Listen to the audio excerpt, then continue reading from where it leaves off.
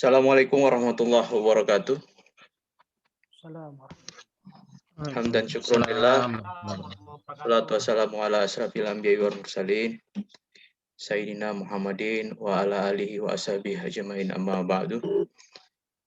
Pertama-tama yang saya hormati Pak Dr. Kiai Haji Ahmad Rajavi selaku Rois Syuriah Pengurus Cabang Nahdlatul Ulama Kota Manado.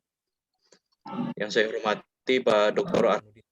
MPDI Esdam Kota Manado. Di room Zoom ini juga hadir beberapa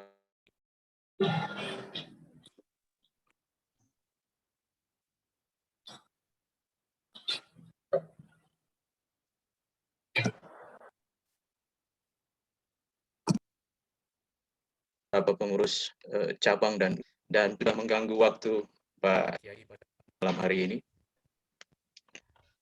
Dan Ibu sekalian, baik pengurus wilayah di lembaga dan Banom, baik di cabang Kota Manado maupun di cabang kabupaten kota yang lain dan pengurus wilayah sekalian. Alhamdulillah pada malam hari ini kita bersama-sama mengikuti kegiatan ngobrol daring Lakbisdam PCNU Manado, bukan dalam rangka apa-apa. Akhir-akhir ini sedang ramai kegiatan ngobrol daring dalam rangka pramuktamar ya, kira-kira seperti itu. Tapi insya Allah kegiatan-kegiatan kita ke depan, khususnya di Lakbisdam, akan berkesinambungan dan berkelanjutan. Dan pada malam hari ini alhamdulillah kita bersama-sama mengikuti kegiatan ngobrol daring dengan Pak Guru Tak Kiai Haji Ahmad Baso. Bapak Ibu sekalian, saya tidak akan mengambil waktu yang terlalu panjang dan lama.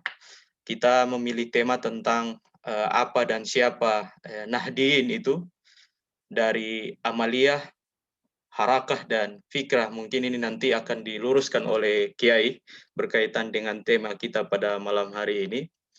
Akan tetapi ini sebenarnya bagian dari kegelisahan kita bersama di Nahdlatul Ulama sendiri berkaitan dengan soal identitas ke-NU-an kita.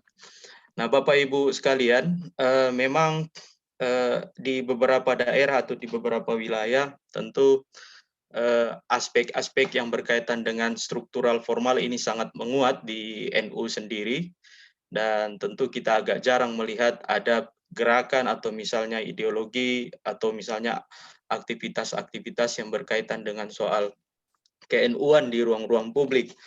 Nah, hari ini kita akan mendengar banyak dari Guru Tak Kiai Haji Ahmad Baso berkaitan dengan tema kita pada malam hari ini. Saya berharap Bapak Ibu sekalian bisa tetap stay di room Zoom ini sampai dengan kegiatan kita selesai.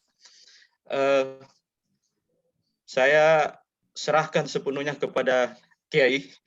Mau berapapun kami persilahkan, ini Zoom-nya Premier.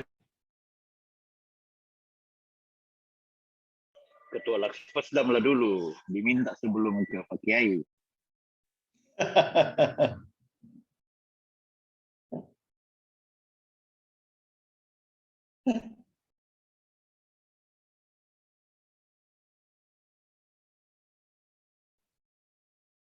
Halo, gimana? Rahman, Langsung ini? langsung aja Kiai. Pak Rahman kelihatannya Oh iya. lagi signalnya kurang bagus, padahal beliau ini di hotel. Kayaknya kalau orang NU di hotel memang kadang-kala signal. Itu bid'ah sekali itu bikin kegiatan di hotel. Beliau lagi di hotel dia ini.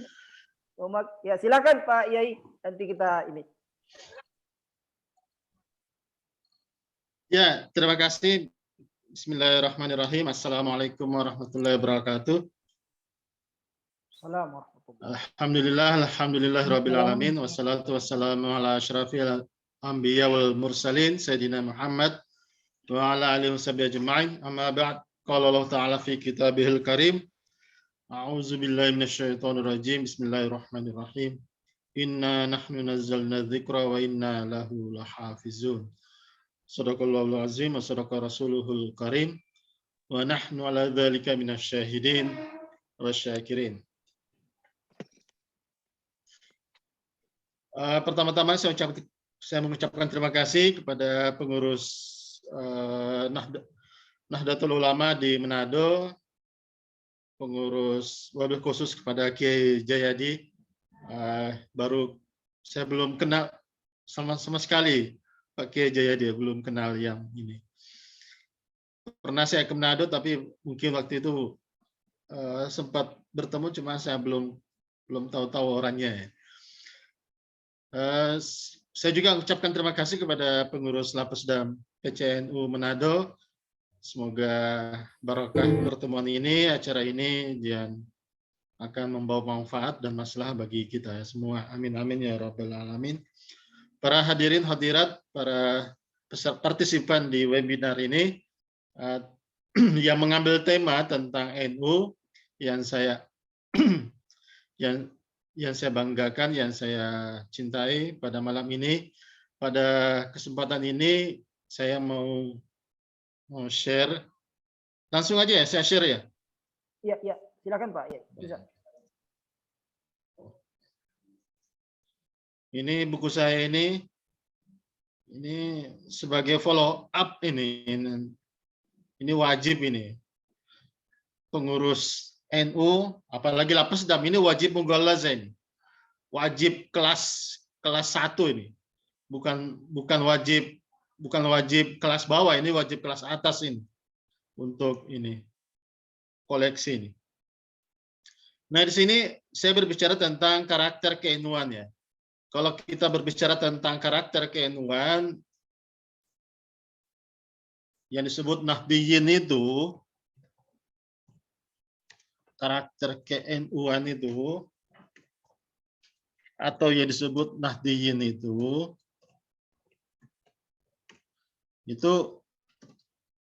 banyak yang tidak bisa membedakan, banyak yang salah paham ya.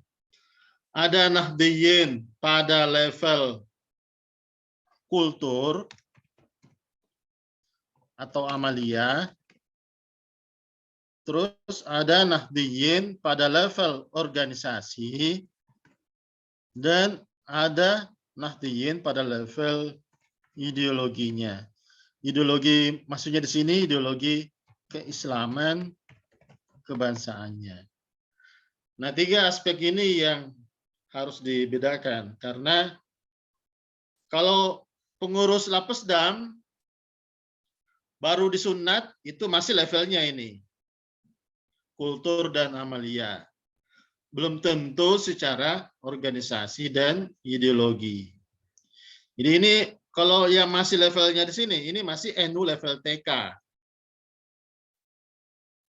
Masih levelnya ya masih mengaku NU ya, Mabarasanji, kunut. Kalau menikah pakai cara aswaja NU, ya itulah baru model amalia. Nah, yang dipentingkan kemudian bagaimana amalia-amalia ini, kultur ini yang hidup dalam masyarakat, sudah hidup sejak Islamisasi, sejak zaman para wali, dari masa, kalau kita lihat konsolidasi keislamisasi kan di abad 14-15, kalau sebelumnya sudah banyak yang masuk Islam, tapi untuk konsolidasi kenusantaraannya, Islam itu sejak abad 14-15,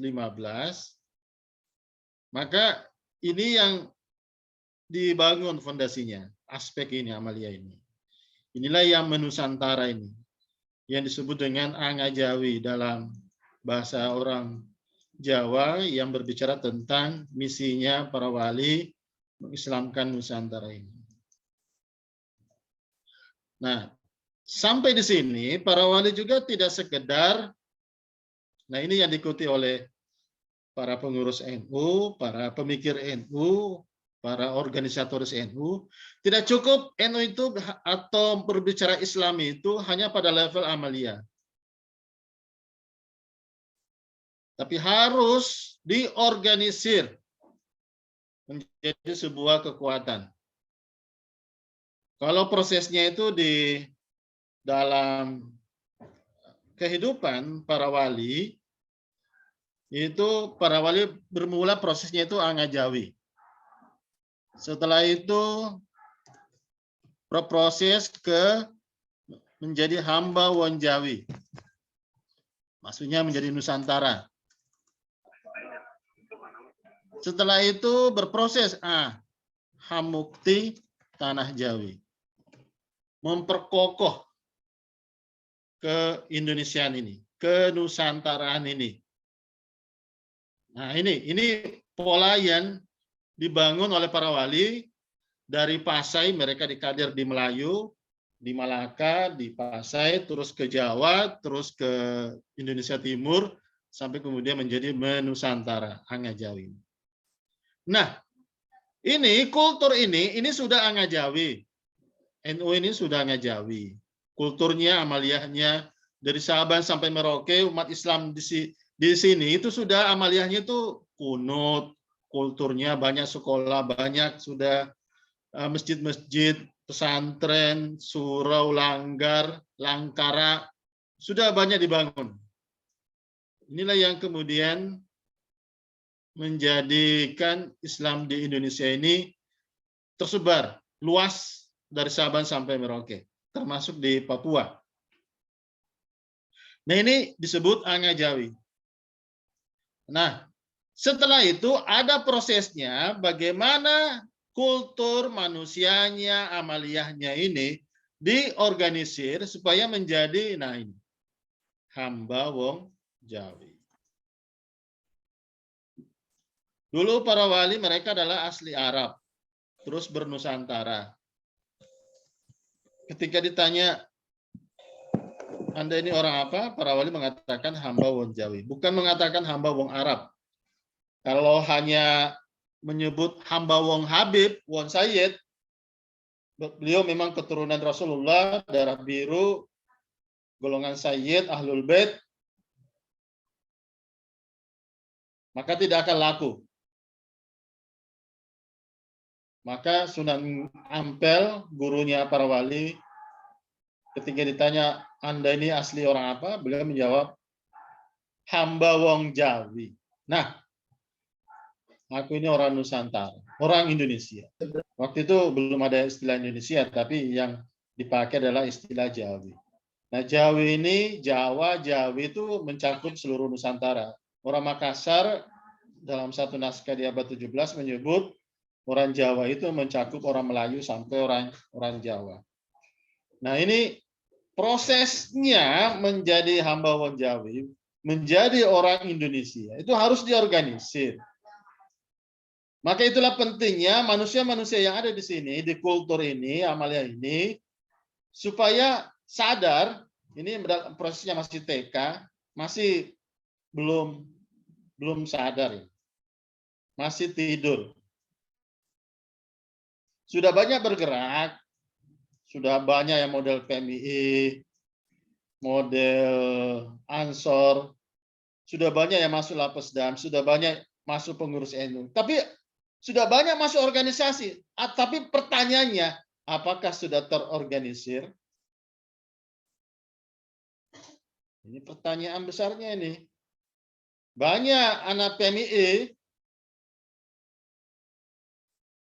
masuk NU, banyak orang-orang masuk NU, organisasi NU, masuk lembaga, masuk pengurus, ini, itu, dan seterusnya. Tapi pertanyaannya, apakah sudah terorganisir? Yang jangan hanya kumpulan anak-anak kos-kosan.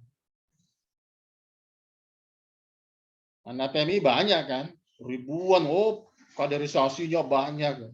Pertanyaannya, apakah sudah terorganisir?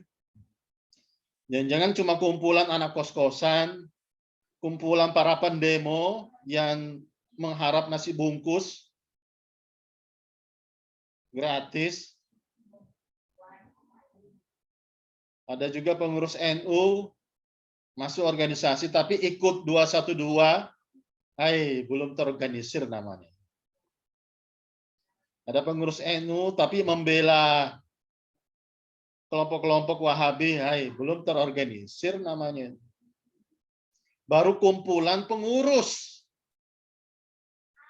atau perkumpulan para perkumpulan para pengumpul pengurus. Nah, ini. Tapi belum pengurus yang terorganisir. Nah, itu beda.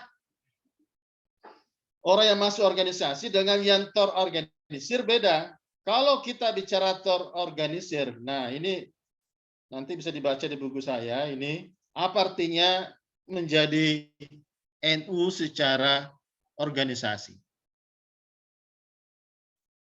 Nah, ini saya jawab di sini. Pentingnya pengorganisasian NU. Ada satu bab khusus sehingga menjadi manusia-manusia penggerak. Penggerak organisasi. Nah, apa bedanya antara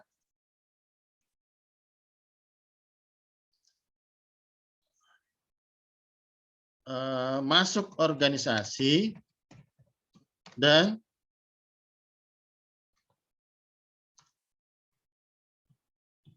apa bedanya masuk organisasi dan terorganisir? Masuk organisasi ya sekedar seperti anak PMI. Habis pengkaderan, diangkat, dilantik, diambil sumpahnya. Setelah itu ya tidur. Tapi kalau ditanya apa yang dilakukan dalam kapasitasnya sebagai manusia-manusia yang terorganisir, nah itu belum tentu. Oke, White Hashim mendefinisikan terorganisir ini ada dua. Ada dua level. Satu menjadi tenaga mobile.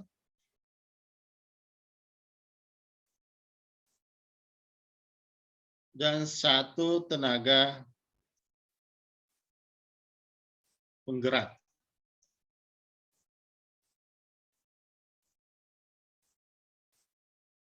Mobile di sini seperti kiai-kiai kita, menghimpun banyak massa, menghimpun banyak orang, bikin acara banyak orang yang datang. Itu adalah kekuatan dari kiai-kiai, para mubalik, para guru-guru agama, ustaz-ustaz yang mampu menghimpun banyak massa. Basisnya ini adalah massa. Nah, ini kekuatan pertama. Kalau bicara tentang yang terorganisir. Kiai-kiainya mampu menggalang kekuatan massa.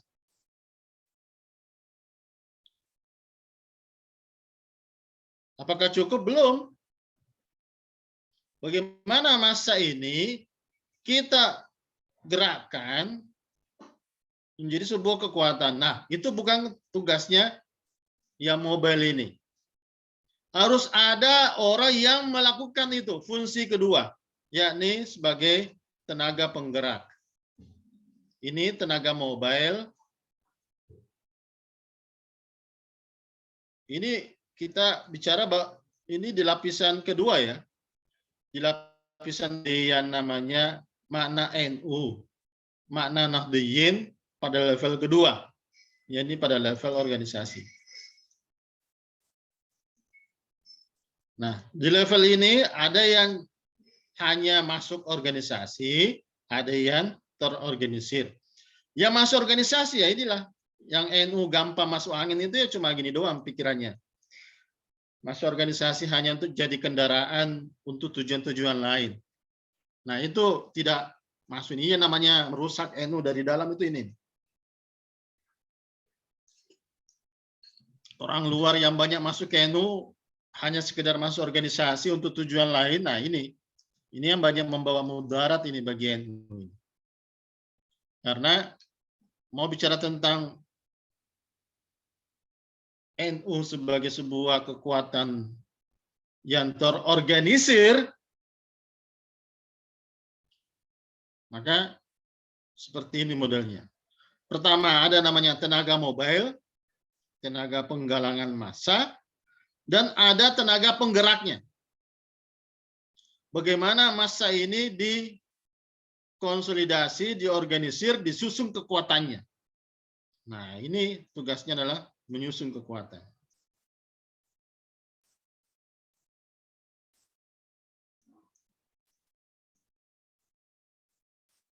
Nah, ini pikirannya dulu Kiai Wahid Hasyim ketika mendirikan Majelis Islam A'la Indonesia di zaman Jepang.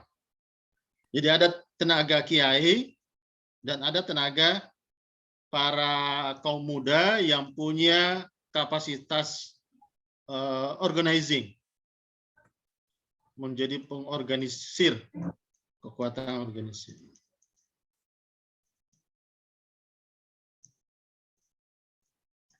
Setelah dari MIAI, kemudian di zaman Jepang juga ada muncul kantor agama. Nah, ini eksperimen berikutnya dari Kiai Wahid Hasyim. Jadi ini hebatnya Kiai Wahid Hasyim, saya uraikan di buku ini. Hebatnya Kiai Wahid Hasyim, di zaman Jepang kan punya tujuan bagaimana orang NU itu mendukung Jepang memenangkan Perang Dunia Kedua di Pasifik. Tapi karena kita punya dua kekuatan ini, kekuatan yang terorganisir ini, kekuatan mobil dan kekuatan penggerak, maka tujuan Jepang itu kita alihkan untuk tujuan-tujuan organisasi. Tapi kalau cuma sekedar levelnya hanya sekedar masuk organisasi, ya nggak akan bisa bermain cantik, tidak akan bisa memainkan peranan. Kalau hanya levelnya masuk organisasi, baru bisa kita tahu cara bermain cantik di depan musuh seperti Jepang ini. Kalau kita benar-benar masuk NU sebagai kekuatan yang terorganisir, yang mobil maupun yang penggerak. Bagaimana itu dilakonin oleh Kiai Wahid Hasyim? Jepang minta NU membentuk, mengisi kantor agama.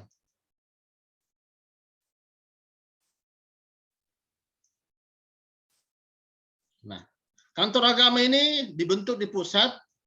Pimpinan pertamanya Hadratus Syekh Kiai Hasyim Asy'ari, karena beliau sibuk urusan pesantren di Jombang, maka dimintalah putra sulung beliau Kiai Wahid Hasyim untuk mengurus itu.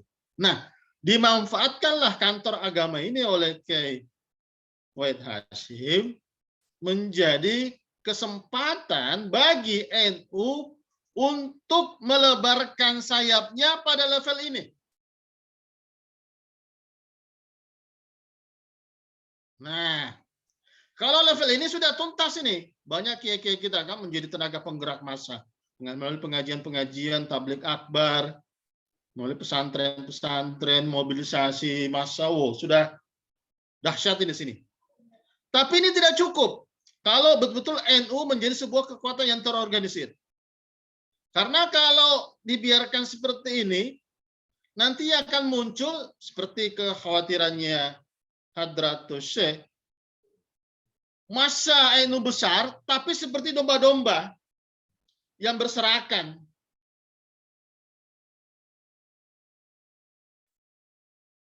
Yang berserakan di kesana kemari, pas datang serigala, cuma 1-2 ekor serigala, gampang dimangsa ini.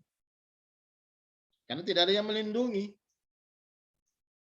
Nah, kalau kiainya kuat, massanya terlindungi. Tapi kalau kiainya tidak diorganisir, hanya nafsi-nafsi, habis. Dikasih mobil Alphard saja, langsung keteter. Habis. Iming-imingin saja proposal, habis.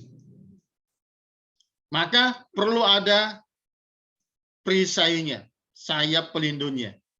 Yakni yang merupakan penggeraknya. Nah, inilah yang dilakukan oleh Kiai Wahid waktu di zaman Jepang. Diminta mengurus kantor agama, dibawa Kiai Wahid langsung mengorganisir tenaga-tenaga penggerak ini pada level 2 ini. Menggerakkan NU sekaligus juga kantor agama ini. Jadi NU-nya digerakkan, tenaga mobil sudah ada, Nih, sini sudah ada tenaga kiai.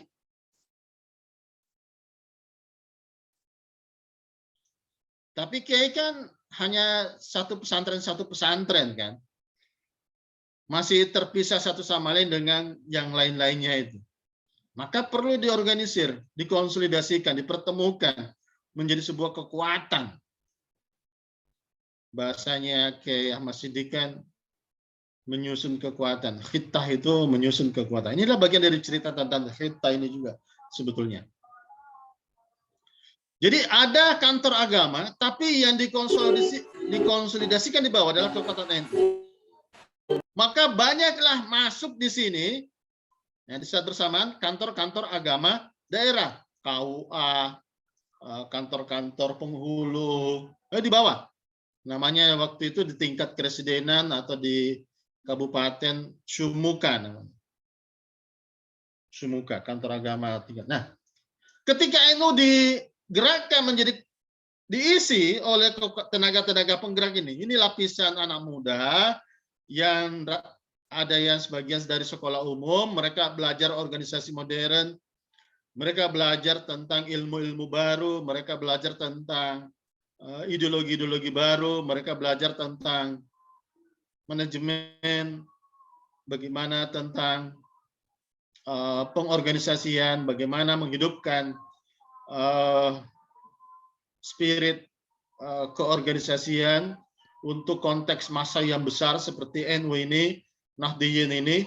Nah, NU mendapatkan suplai yang dahsyat dari tenaga penggerak ini. Anak-anak muda yang ada yang waktu itu Ansor sudah ada, sudah banyak belajar ke partai-partai nasionalis, ada yang ke PNI, ada yang ke Partindo, ada yang ke ormas-ormas bawahnya kayak Gemparnya Partindo, ada yang sudah ikut dalam pengorganisasian buruh, pengorganisasian kalangan pergerakan nasionalis, ada yang belajar ke partai Arab, ada yang belajar ke partai Syarikat Islam, ada yang ke partai Tionghoa, semua berhimpun. Banyak alumni-alumni ini dari para tenaga muda, kader-kader baru yang keluar dari yang punya pengalaman matang di organisasi-organisasi pergerakan nasional. Nah, mereka masuk NU, memberikan satu lapisan baru di NU yang awalnya kebanyakan adalah kiai, tapi ketika masuk ini lapisan organizer, penggerak, maka NU pun hidup. Apa yang dikhawatirkan bahwa NU punya masa besar terus hanya menjadi domba-domba, kumpulan domba-domba, akhirnya bisa kemudian diperkuat basis massa ini karena ada lapisan pelindungnya ini. Nah, jadi yang awalnya di kultur, tadi saya bilang tadi amaliyahnya, ada yang barazanji, kunut, tahlilan, istighosa. Nah, kegiatannya, amaliyahnya, itu kemudian diorganisir juga oleh. Makanya kemudian NU besar dari Sabang sampai Merauke karena ini. Dan tidak cukup hanya kiai yang menggalang massa. Karena kiai-kiai itu levelnya masih level individual. Belum dipersatukan. Maka itulah pentingnya mereka masuk NU agar bisa terorganisir. Nanti ada penggeraknya di sini. Nah, penggeraknya inilah yang mereka bergumul dari pengalaman di zaman pergerakan, di zaman Jepang, di kantor-kantor agama di zaman Jepang. Kemudian ketika kita merdeka, kita kemudian mendirikan Kementerian Agama, mereka kemudian bergumul di Kementerian Agama, menghimpun tenaga-tenaga baru yang berbasis guru-guru agama, penghulu-penghulu, pegawai-pegawai KUA, dan para penyuluh agama, ini semua digerakkan. Makanya banyak basisnya itu adalah NU. Karena NU juga kan yang melahirkan Kementerian Agama.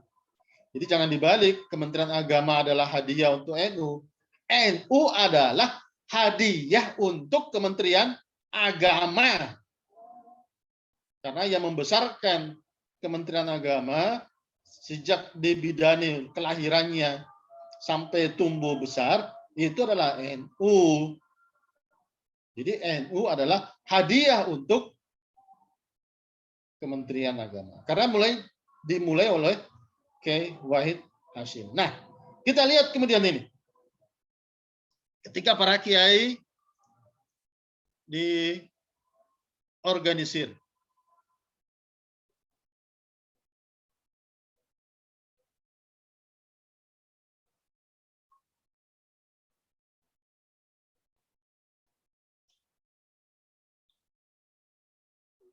kiai ini ada, misalnya kita ambil ada 100 kiai. Ada 100 kiai. Dan masing-masing kiai ini punya masa, misalnya kita ambil 1000 paling rendah. Berarti 100.000 potensi massa. Nah, ini 100 kiai, kalau pada level tadi, tenaga mobile, ini paling cuma 1 hitungannya, bukan 100. Kenapa? Karena masih nafsi-nafsi. Ya kan? Tidak berjumlah 100. Orangnya 100. Tapi sebagai kekuatan, baru 1, baru 2, baru 3. Masanya juga demikian. 1000. Tapi kalau tidak diorganisir, ya akan menjadi 1. Seperti sapu lidi yang terpisah-pisah itu. Belum terikat dalam satu simpul kebersamaan.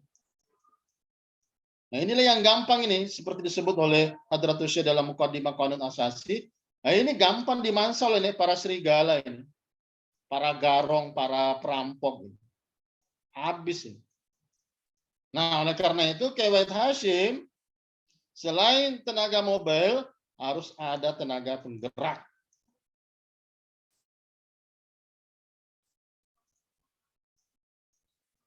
Organizer.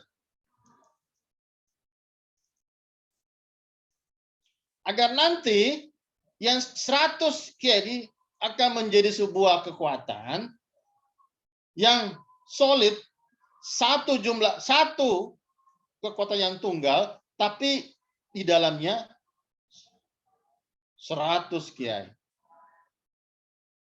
Bukan seperti sapu lidi 100, tapi seperti sapu lidi satu-satu. Nah, inilah organizer ini. Pertama, menghimpun para kiai, menggerakkan kiai. Bahasanya para kiai kita waktu itu, Kiai Wahid Hasyim misalnya, membangunkan para kiai. Nah, ini tugasnya ini. Nah, ini baru benar-benar NU itu di sini nih. Membangunkan para kiai biar melek politik, melek ekonomi, melek dunia, melek soal pertarungan ideologi, pertarungan politik, agar melek. Jelas sekali nih targetnya. Jadi membuat para kiai ini diatur, dirapikan barisannya menjadi sebuah kekuatannya benar-benar solid. Nah, kalau itu solid kiainya, maka gampang juga membuat solid basis massanya. Yang ini nih. Jadi kiai, jadi mengorganisir kiai.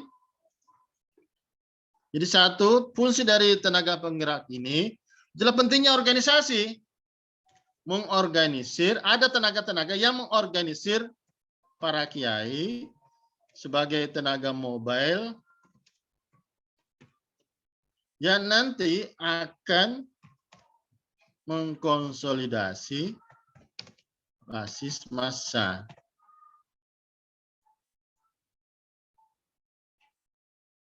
Nah, itu.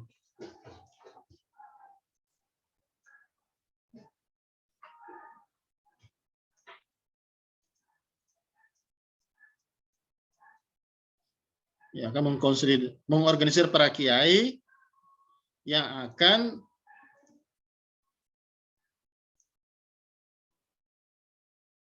mengkonsolidasi basis massa. Nah, ini yang pertama. Nah, terus yang kedua, jadi kalau ada kiai pintar ceramah, pintar di medsos, seperti Gus Baha itu belum NU itu. Karena yang benar-benar NU adalah harus secara keorganisasian. Yakni di level ini. Orang seperti Gus Baha harus diorganisir dulu di sini. Nah, setelah itu baru kemudian disebut NU secara jam'iyah. Bukan sebagai jamaah atau sekedar sebagai tokoh kultural. Bagaimana justru tokoh-tokoh kultural kita ini, para mubalik, para dai, para kiai, para asatiz, itu diorganisir untuk satu tujuan, satu gerakan. Nah, tadi ada yang bertanya bagaimana Nahdliyin secara harakah. Nah, ini dimulai dari sini, terorganisir. Nah, kader PMI belum tentu habis pengkaderan ini sudah terorganisir. Kalau tidak ada tenaga mobilnya, ya akan menjadi kumpulan anak kos-kosan yang tidak punya tujuan dan tidak punya arah mau melakukan apa ke depan. Nah, berikutnya yang dilakukan oleh tenaga penggerak ini adalah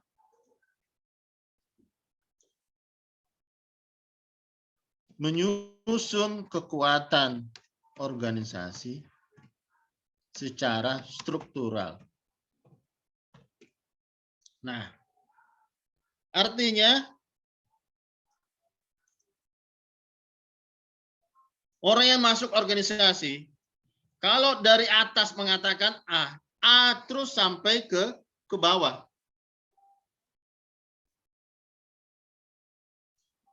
Ini namanya menyusun kekuatan.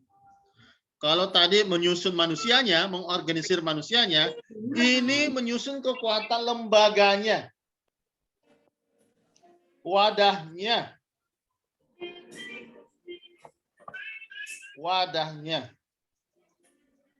Kalau dari A di atas, maka sampai ke bawah pun juga tetap harus A.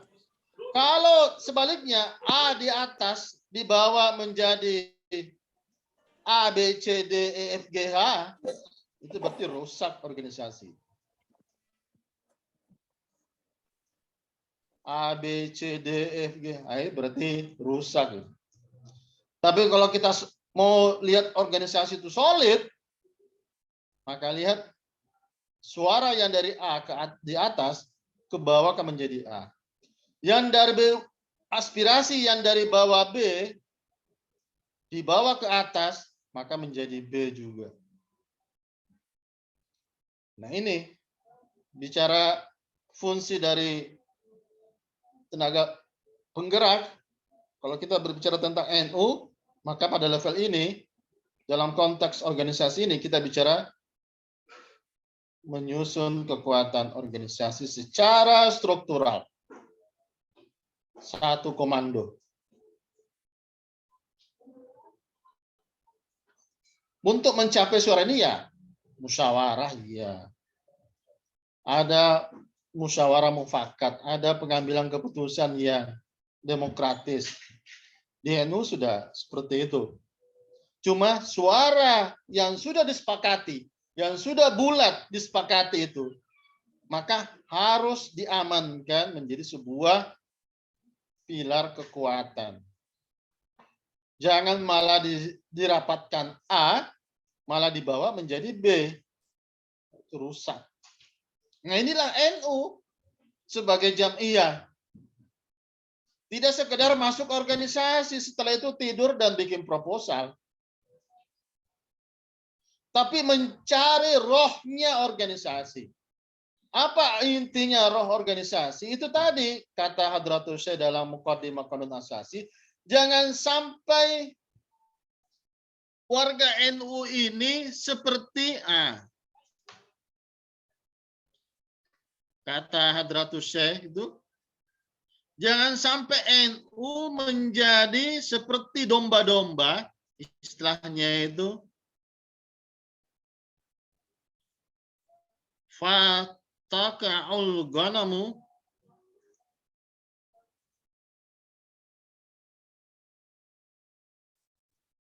baina sarikin wa ghasibin. Kalau NU tidak punya organisasi dan tidak bulat suaranya dalam menyusun kekuatan, maka warga NU, masa NU, kultur NU hanya akan menjadi domba-domba yang akan menjadi mangsa para garong dan para perampok. Nah ini yang terjadi, banyak yang terjadi seperti ini. Kalau tidak berjalan sebuah organisasi yang dikhawatirkan ke Hadratul Syekh, NU hanya tinggal sebagai kultur dan amalia. Artinya kalau hanya NU pada level ini, pada level kultur dan amalia, tanpa organisasi, maka dia akan menjadi domba-domba saja. Dan kita tahu bagaimana domba-domba itu kalau tidak ada penuntunnya, tidak ada, kalau domba-domba kita biarkan lepas begitu saja, habis dimakan serigala, dimakan harimau, dimakan macan, habis. Itulah kondisi kalau NU tidak kuat organisasinya. Atau organisasinya diperlemah, atau orang-orang yang di organisasi ya seperti anak kos-kosan. Cuma numpang di sebuah rumah, tapi tidak merasa memiliki. Dan tidak merasa perlu berbuat sesuatu untuk menjaga agar rumah bersama itu tetap awet, aman, dan utuh, solid. Ya seperti anak kos-kosan kalau sekarang ini kondisinya. Karena pengurus NU hanya melihat dirinya, bagaimana NU ya apa yang bisa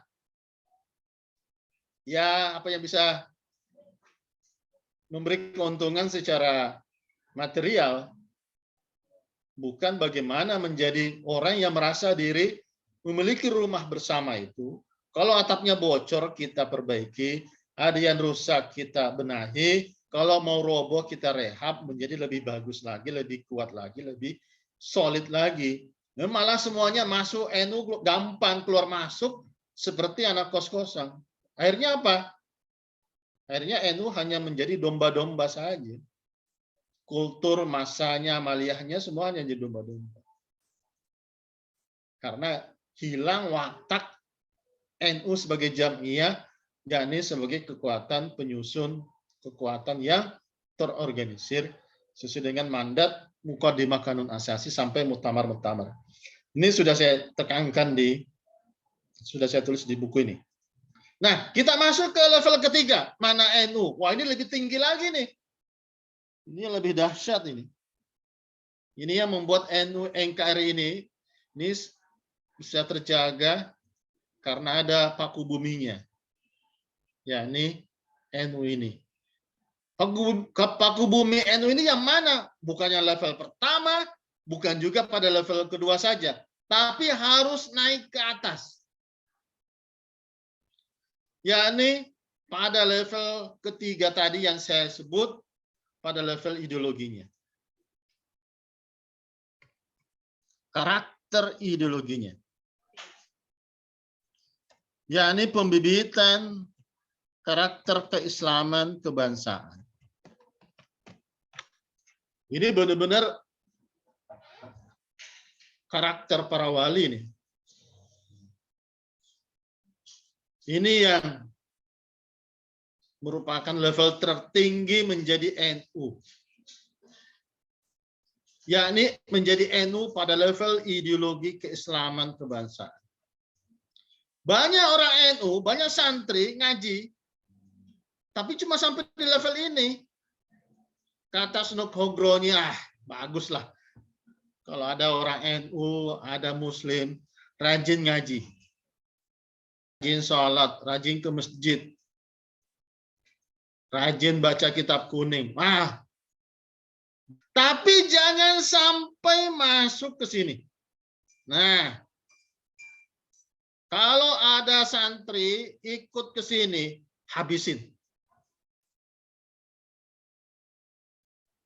Kenapa? Karena itu yang berbahaya. Ini yang tidak disadari oleh para pengurus. Seperti tadi, kalau hanya model anak kos-kosan, maka keislaman dan kebangsaan akan diadu. Maka jangan heran ada pengurus NU ikut Wahabi, ikut-ikutan mengatakan Pancasila itu syirik, mengatakan Indonesia Raya syirik, tidak menyanyikan lagu Indonesia Raya, tidak menghargai Pancasila, tidak menghargai NKRI, dan seterusnya. Tanda-tandai. Ada juga yang menjadi liberal, malah tidak tahu itu bagaimana aswaja sebagai ideologi kebangsaan, tidak tahu lagi, malah ada anak PMI, pengurus NU, malah tidak tahu siapa itu Wali Songo. Wah, lebih berbahaya lagi itu. Tidak tahu apa itu makna bintang 9 itu. Di dalam simbol NU. Bintang 9. Terus ada tali. Tali, kemudian Nahdlatul Ulama, kemudian ada tali. Bintang 9, 5 di atas, 4 di bawah. PMI juga bintang 9. Tapi anak PMI tidak tahu apa itu Islam Nusantara, apa itu Wali Songo. Kalau kayak gitu ada anak PMI enggak gitu, mendingan bubarin aja. Hilang ini karakter. Makanya tadi di level kedua organisasi, salah satu bukti bahwa tenaga penggerak ini sukses menyusun kekuatan organisasi sebagai penggerak ini, penggerak NU, adalah berhasil membangunkan para kiai menjadi melek. Melek secara ideologis dan politik. Melek secara ideologis dan politik. Nah, ini salah satu ukuran untuk melihat suksesnya. Penggerak organisasi ini mengangkat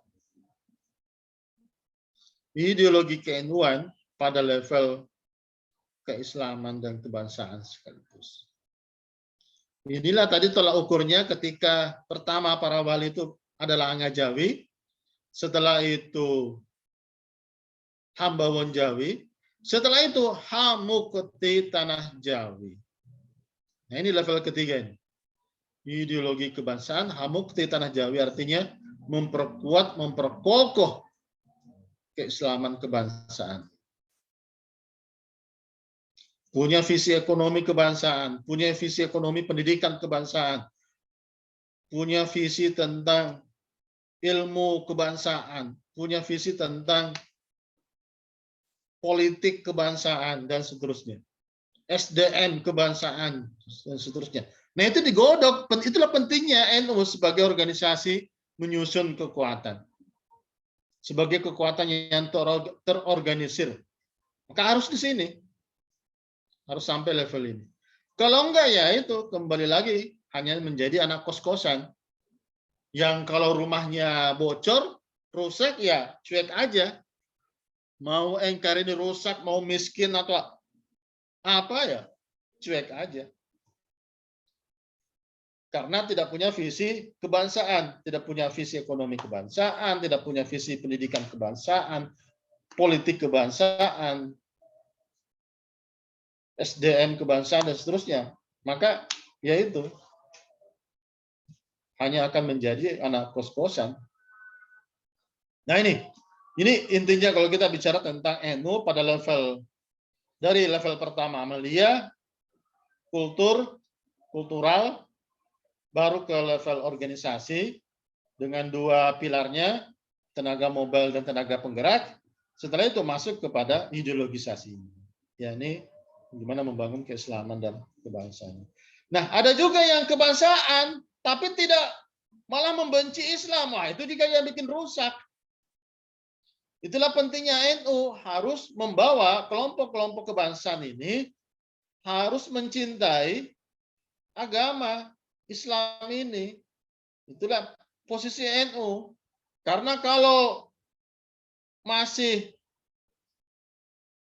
buta dengan keagamaan keislaman, akan terjadi adu domba nanti. Nah, NU di sini fungsinya akan menjadi perekat. Karena kalau nggak gini, lihat di Irak. Yang Syiah di kader menjadi Syiah yang militan. Yang Sunni dikader menjadi Sunni yang militan. Sementara kebangsaannya hilang. Tidak ada organisasi yang menghimpunnya. Bagaimana yang Syiah ini, yang Sunni ini bisa ketemu. Duduk satu meja, makan bersama. Dan tidur dalam ruang yang sama. Mandi bersama-sama. Mencari rezeki juga sama-sama. Nggak ada karena habis pilar kebangsaannya ketika rezim Saddam Hussein dijatuhkan. Akhirnya semuanya hanya menjadi Muslim.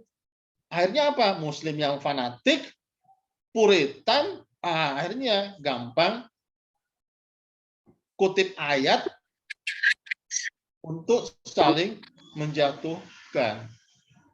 Nah, itu artinya tidak ada model NU di sana. Mesir itu juga masih untung ada Al-Azhar. Tapi Al-Azhar juga kan terbatas kan keorganisasiannya. Hanya tertuju pada level pendidikan. Akhirnya militer yang ambil alih untuk mendamaikan Islam dan kebangsaan. Nah, lihat Tunisia hancur-hancuran, Libya hancur-hancuran pasca Muammar Gaddafi. Nah, Syria masih agak lumayan, tapi Syria tidak punya lembaga kayak NU yang akan menjadi perekat.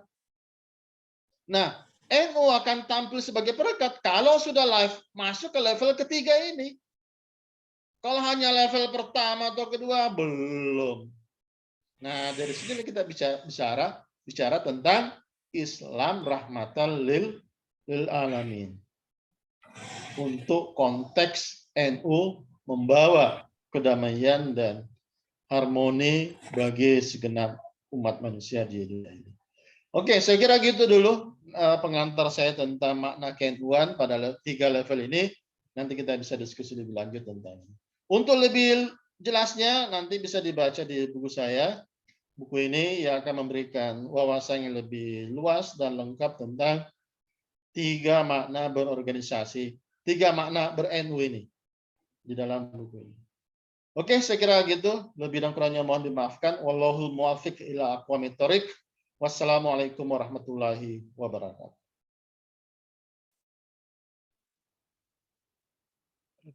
Waalaikumsalam warahmatullahi wabarakatuh. Pak Rahman.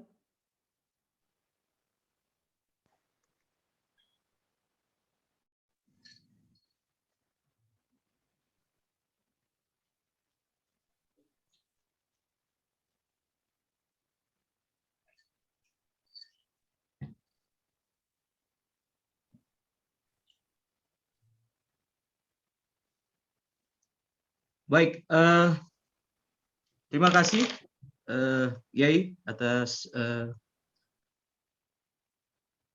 banyak hal ya berkaitan dengan soal tema kita yang sudah disampaikan oleh Yai. Nah, tadi saya sembari mendengar sedikit tertawa-tertawa juga, saya ini bagian dari apa ya, domba atau anak kos yang disampaikan Yai tadi itu. Miring-miring juga kopiah saya mendengar apa yang disampaikan Yai tadi itu. Tentu Bapak Ibu sekalian yang ada di room Zoom ini, saya kira akan ada banyak hal yang kemudian ingin disampaikan Bapak Ibu sekalian. Tidak hanya pertanyaan, tidak hanya juga tanggapan, tapi juga mungkin curhat Yai berkaitan dengan soal aktivitas di NU sendiri. Nah, saya akan memberikan kesempatan pertama karena tadi di pembukaan saya tidak sempat memberikan kepada Pak Ketua Lakpesdam ya. Saya persilahkan Pak Dr. Arhanuddin. Kita ini Lakpesdam sudah terorganisir atau silakan Pak Ketua. Baik. Ya. Terima kasih Pak Rahman. Assalamualaikum warahmatullahi wabarakatuh. Alhamdulillah. Waalaikumsalam. Wa syukrillah wa la haula wa la quwata illa billah. Pada seluruh yang hadir, lebih khusus pada Pak Andre Guruta Kiai Ahmad Baso yang sudah mau berbagi waktu, berbagi pengetahuan dengan kita di NU Manado. Ada banyak yang hadir ini Pak Kiai Ahmad Baso, tokoh-tokoh NU Manado, ada Rais Surya Manado, Pak Dr. Ahmad Rajafi, Kiai Ahmad Rajafi, sekaligus Warek 1 Yayan Manado.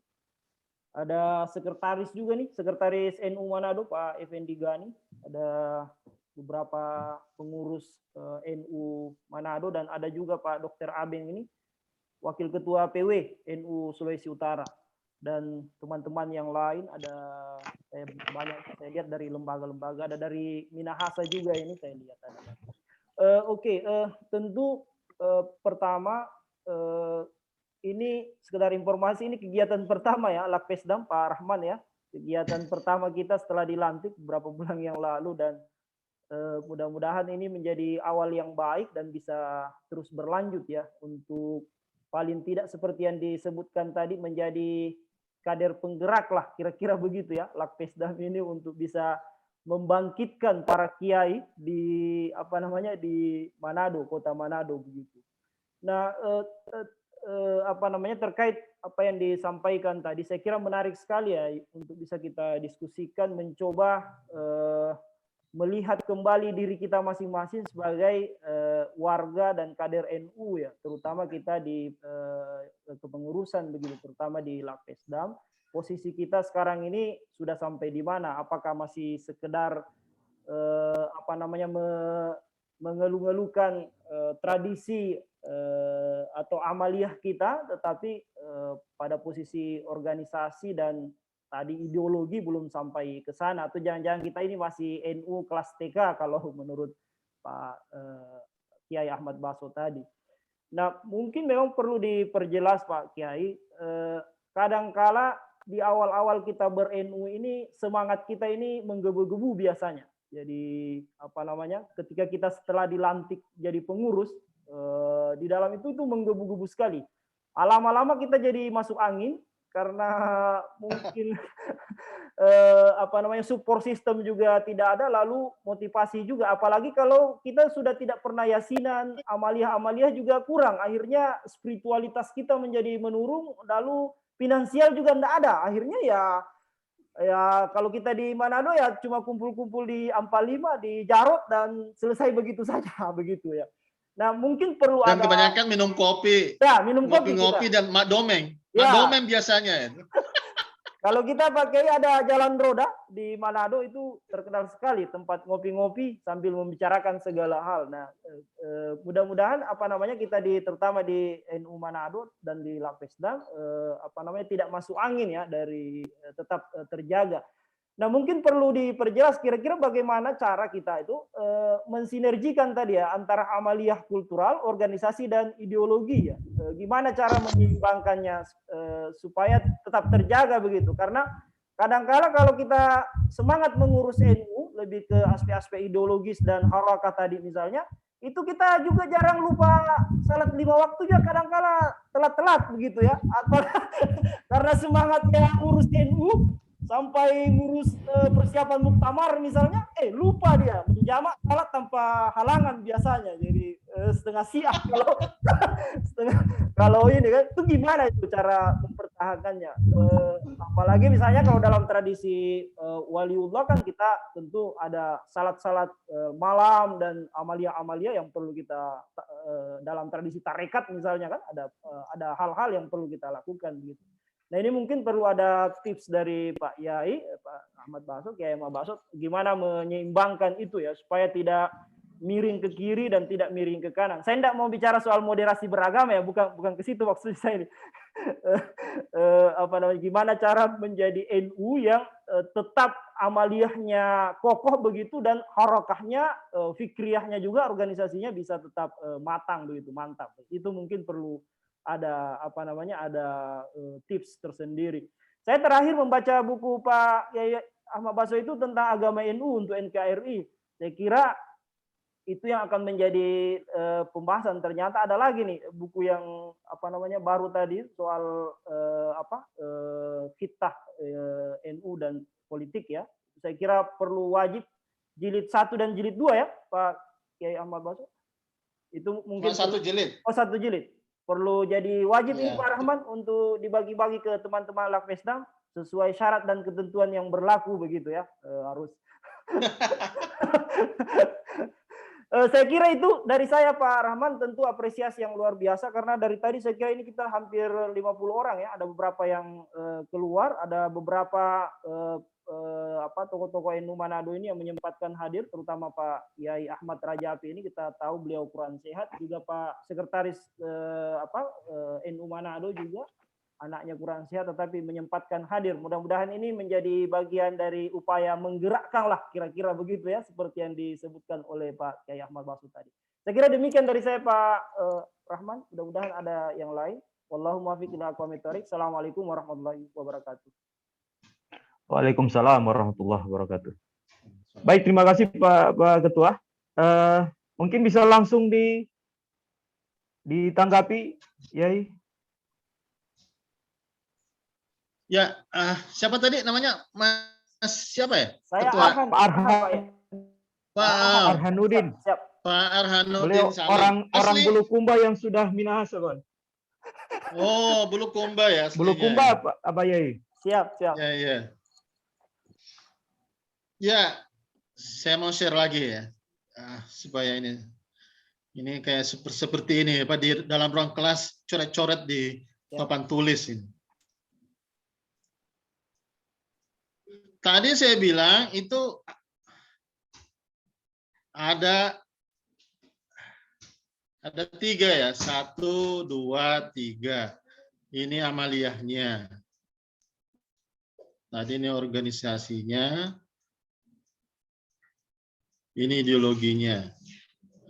Nah, tadi Pak Arhanuddin malah bilang amaliyah kita juga belum beres. Oh, berarti ada masih NU 0 kalau gitu. Karena yang sudah masuk ke level ini, yang tuntas amaliyahnya, tarekatnya, zikirnya, sudah sering ini, apalagi jadi imam. Wah, ini malah sholat subuh aja jarang. Wah, berarti NU titik 0 namanya itu.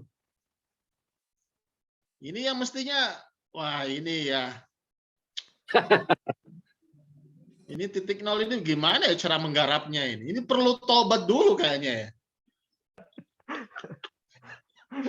Jadi mestinya Lapesdam ini, kalau menghadapi masih ada kader yang titik 0, NU titik 0, berarti ya perlu suruh tobat dulu lah. Suruh nangis, bangun tengah malam, jam 12, suruh tobat nangis di masjid. Nah, nangis di masjid. Jadi gimana kalau kita mau minta mereka mengorganisir NU di masjid-masjid, sementara mereka sendiri jarang masuk masjid gitu. Waduh, apalagi tidak pernah tobat di masjid, nggak pernah nangis. Salat tahajud pun juga susah itu. Waduh, ini NU titik 0 ini. Ini jangan-jangan menjadi perusak perusak nomor 1, perusak nomor 2, dan perusak nomor 3 ini. Ini bahaya nih kalau ini jadi ini NU.0 ini. Ini parasit ini. Ini NU parasit, NU ini. Kalau tidak tobat-tobat, kalau tobat kan ada harapan masuk nomor 1, setelah itu masuk ke 2, masuk ke 3. Kalau nggak tobat-tobat juga, wah, NU benalu namanya itu. Nah, ini yang bahaya nih. Ini yang merusak nanti nih. Merusak yang satu. Misalnya ada kader PMI. Habis di kader, wah semuanya kan udah alim-alim semua itu. Ada yang santri, rajin baca Quran, rajin sholat.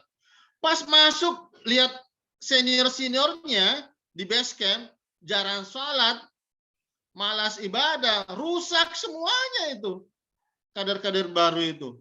Akhirnya seniornya itu ya karena NU-nya NU.0 menjadi parasit, merusak nomor 1. Jadi NU benalu. Ini yang sekarang ini banyak ini. Atas nama katanya NU yang liberal, yang katanya NU kritis, NU transformatif apa. Tapi NU-nya NU.0 bahaya ini. NU parasit ini. Ini yang merusak. Jadi banyak di PMI yang kayak gini-gini nih. NU.0. Sehingga merusak banyak kader yang kuat amaliyahnya di nomor 1 ini. Nah ini sudah rusak di sini, gimana mau kedua atau yang ketiga? Katanya ngurus NU, berpikir tentang NU. NU yang mana yang dia pikirin? Ya NU parasit ini. Merusak dari dalam ini. Nah ini saya ambil contoh ya. Di Makassar ini.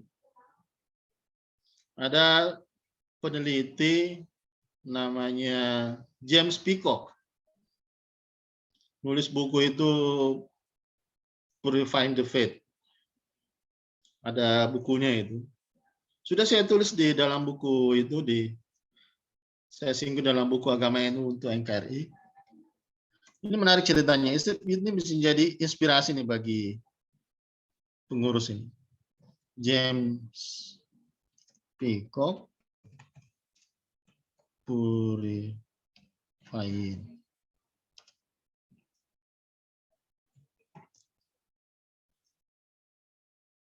Nah, ini tentang Muhammadiyah sebetulnya bukunya ini. Nah, ini bukunya ini. Purifying the Faith. Oh ini nih.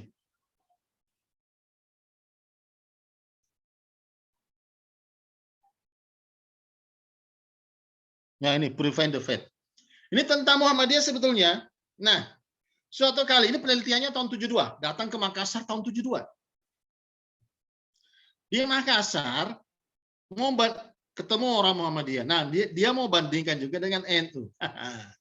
Ini kalau mau lihat ini karakter yang saya bilang tadi ini 1, 2, 3 ini.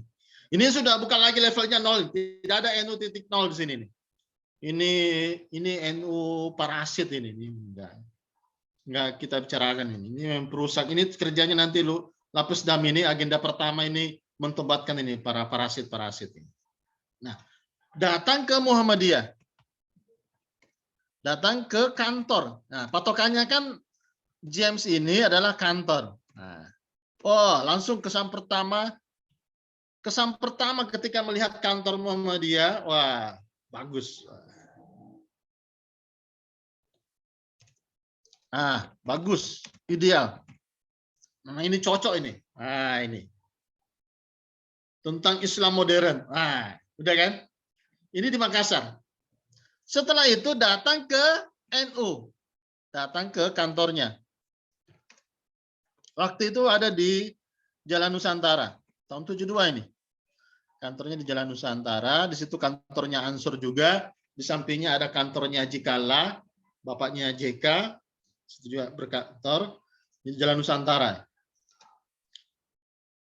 Waktu itu memang banyak orang-orang Arab juga itu punya usaha di sana. Selain ini di pinggir pelabuhan ya. Pelabuhan ekspor impor kan di situ. Jadi banyak tokoh-tokoh NU yang pengusaha itu banyak kantornya di sini. Nah, pas datang ke kantor NU, wah, tidak ada harapan. Tidak ada harapan. Kata dia. Tidak ada data, tidak ada dokumen, tidak ada arsip, tidak ada arsip. Yang ditemui cuma penjaga kantor. Nah, nah ini kan khas NU yang gini. Ini lihat ya. Di Muhammadiyah dia mendapatkan benar-benar ada kantor yang ideal. Tapi pas datang ke kantor NU, ini NU wilayah ini. NU wilayah Sulsel ini. Tidak ada harapan, tidak ada yang namanya kantor. Tidak ada data, tidak ada dokumen, tidak ada arsip. Kok malah cuma penjaga kantor satu orang. Nah, apa yang terjadi kemudian? Penjaga kantor ini ngajak James ngobrol-ngobrol tentang NU di warung coto, warung kopi, sambil makan coto. Nah, inilah hebatnya ini. Ngajak ngobrol tentang NU di warung kopi. Muhammadiyah tidak kenal istilah warung kopi. Nah, karena yang dipentingkan kantornya. Sementara NU kantornya tidak ada karena adanya itu di warung kopi. Siapa? Ini warung kopi apa cuma satu orang? Masa itu ada di sini.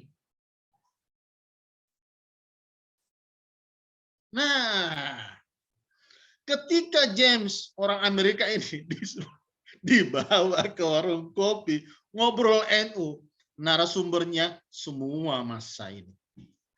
Oh, iya kan? Ini hebatnya. Kalau di warung kopi mau lihat bagaimana NU itu besar, lihat di warung kopi itu orang ngomong apa. Kalau ngomongin NU dan semuanya menjadi narasumber, berarti disitulah NU hadir. Pada level pertama, level kedua, hingga ke level ketiga. Karena ideologisasinya berjalan di sini. Itu rahasia suksesnya kenapa NU hebat waktu itu. Karena selain di masjid dikuasai, selain pesantren, ada jaringan besar yang akan mengorganisir ini.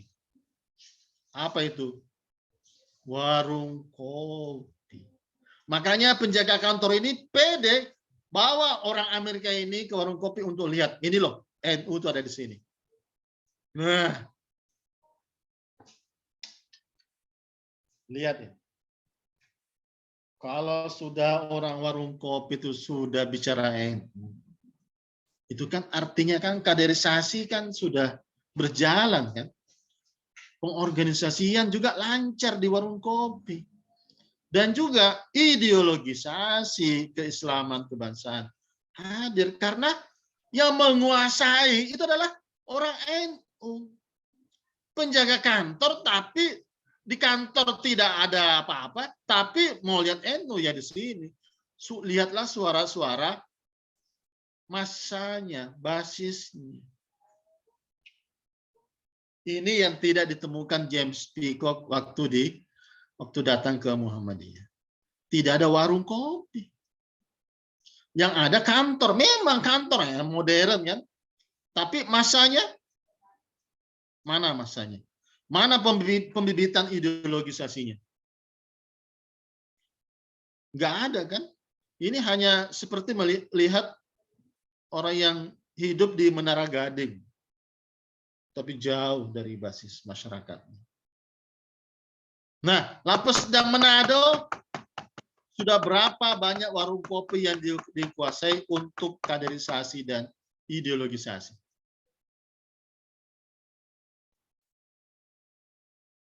Sekarang warung kopi yang orang FPI, pemuda Pancasila, orang-orang para preman-preman, hilang orang NU-nya.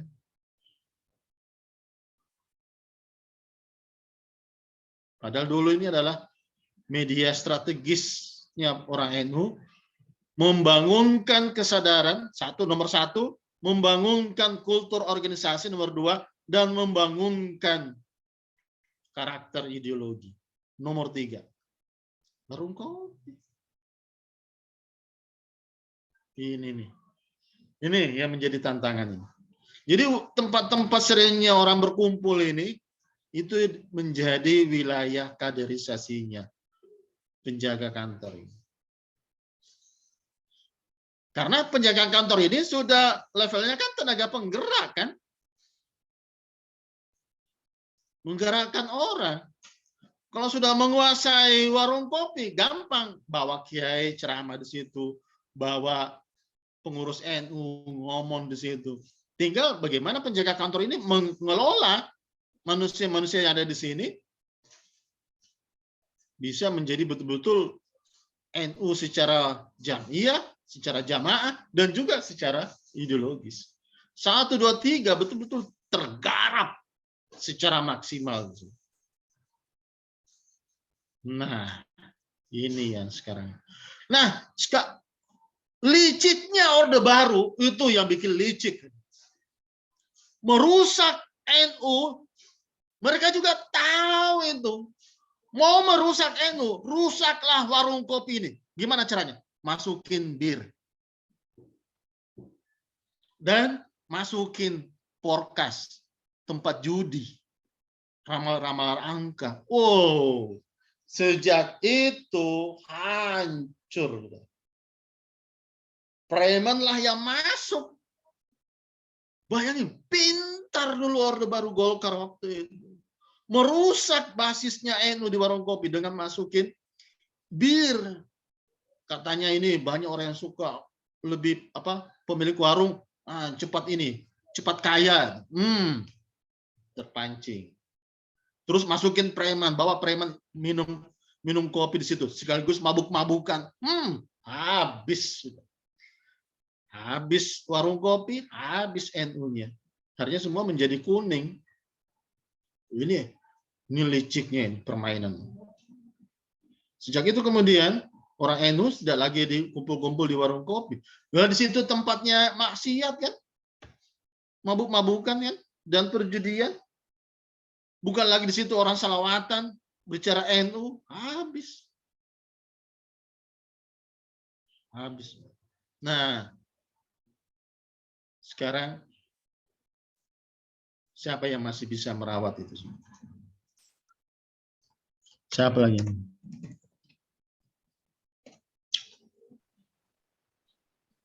Yang mengembalikan warung kopi ini kembali ke khitah. Kembali ke khitah NU. Nah, kembali ke khitah NU. Nah, ini aslinya nih, bicara khitah itu di sini. Lihat di warung kopi. Setelah dirusak oleh Orde Baru. Ini yang ini. Wah, inilah tantangannya. Jadi Mas Arhanuddin, ini tantangannya ini. Nah, kultur masyarakat kita itu ada di sini. Jadi tapi itu dulu, jangan NU titik nol. Nanti kalau titik nol datang warung kopi, ya itu nyari bir nanti itu. Bukan albirru, tapi nyari bir. Siap. Ini yang rusak ini. Oke, silakan lanjut. Baik, makasih Yai. Tentu ini saya tidak tahu apakah ada banyak yang tersinggung di tempat ini. Silakanlah Anda keluarkan unek-unek Anda berkaitan dengan apa yang disampaikan Yai tadi. Silakan Bapak Ibu sekalian. Saya kira ada banyak sekali sahabat-sahabat para senior di sini yang tetap stay. Mungkin ada yang ingin disampaikan atau menanggapi apa yang disampaikan oleh Yai. Silakan Bapak Ibu sekalian. Sebenarnya di chat sudah ada ini yang memberikan pertanyaan, tapi saya kira seperti apa yang sudah disampaikan oleh Yai tadi ini berkaitan dengan bagaimana kemudian NU digunakan, dimanfaatkan untuk mendapatkan berbagai macam posisi tertentu gitu. Udah saya jawab tuh tadi. Iya, tapi ada mungkin yang lain Bapak Ibu sekalian.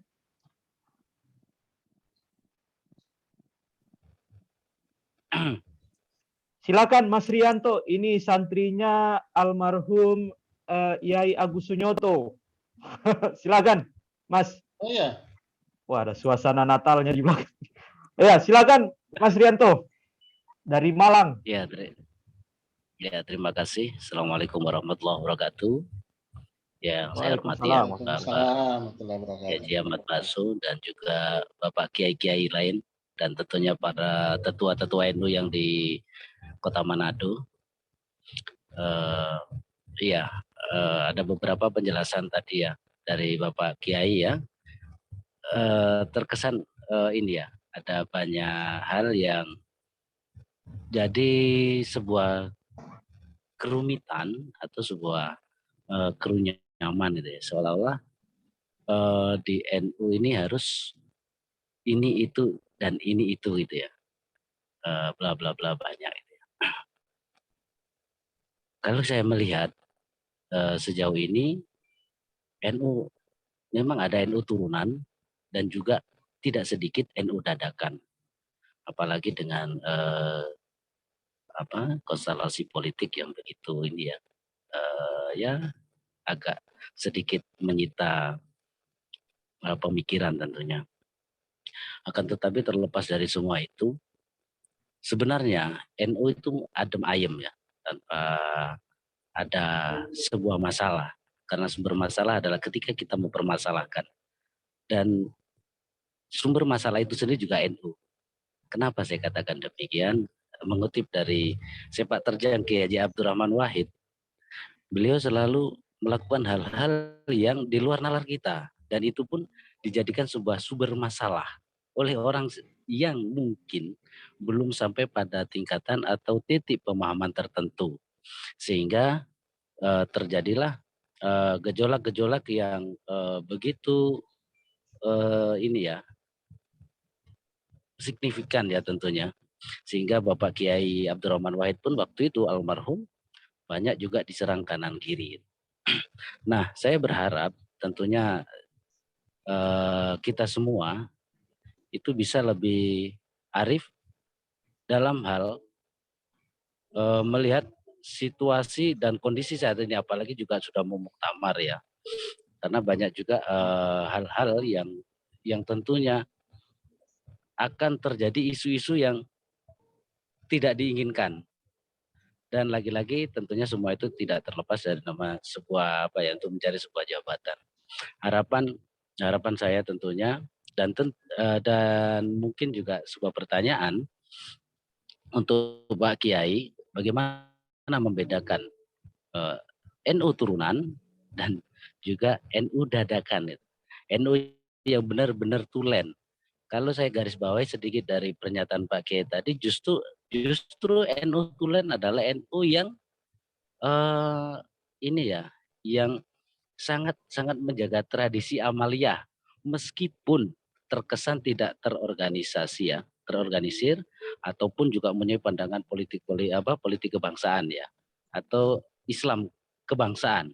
Namun yang sangat tulen tentunya untuk di wilayah Jawa ya tentunya, itu kecenderungannya di penegakan atau menjalankan ritual-ritual amaliyah, namun tetap satu komando gitu. Jadi ketika Kiai A mengatakan yuk ke sana, tentu semua juga akan yuk ke sana. Nah, dari sini saya melihat bahwasanya NU turunan itu lebih afdol gitu. Nah, untuk tanggapan dari Pak Kiai Ahmad Baso tentunya ada hal-hal lain ya. Demikian. Mungkin agak sedikit belepotan karena juga ada suasana musik di samping saya dan juga ada mau menyambut Natal tentunya di Kota Bitung. Tanpa mengurangi rasa hormat dan santun, saya akhiri. Wallahu muwaffiq ila aqwamit thoriq. Assalamualaikum warahmatullahi wabarakatuh. Terima kasih Pak Bung Rahman. Terima kasih Mas Fianto. Silakan Pak Yai ditanggapi. Atau ini dulu, kumpulin dulu lah beberapa ini pertanyaan oke. lainnya. Baik. Silakan Bapak Ibu sekalian. Ada Gus Helmi di sini. Ada Pak Dr. Abeng. Silakan Gus Helmi.